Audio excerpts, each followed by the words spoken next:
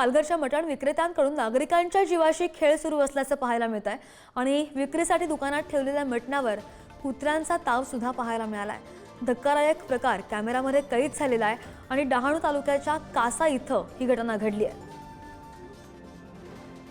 बातमी पाहतोय पालघरमधून। पालघरच्या मटण विक्रेत्यांकडून नागरिकांच्या जीवाशी खेळ सुरू असल्याचं पाहायला मिळत आहे। अधिकची माहितीवर आमचे प्रतिनिधी जितू पाटील आपल्या सोबत आहेत। जितू, आपण पाहतोय मटण विक्रेते जे आहेत ते अशा उघड्यावर हे मांस लावतात आणि त्यावरच आता कुत्र्यांनी ताव मारल्याचं पाहायला मिळतंय। अगदीच नागरिकांच्या जीवाशी खेळ पाहायला मिळतोय। नागरिकांमधून काय प्रतिक्रिया उमटतात या संदर्भात?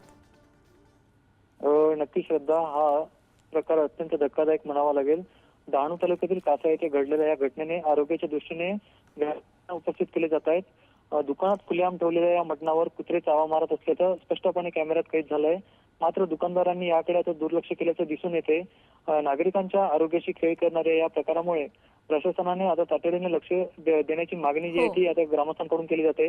ग्रामस्थांनी यावर कारवाई करण्याची मागणी केली असून पालघर जिल्हा प्रशासन आणि अन्न औषध प्रशासन आता नेमकं काय पावलं उचलते हे देखील पाहणं आता महत्त्वाचं आहे। निश्चित जितू, धन्यवाद दिलेल्या माहितीसाठी। बातमी पाहतोय पालघरमधून।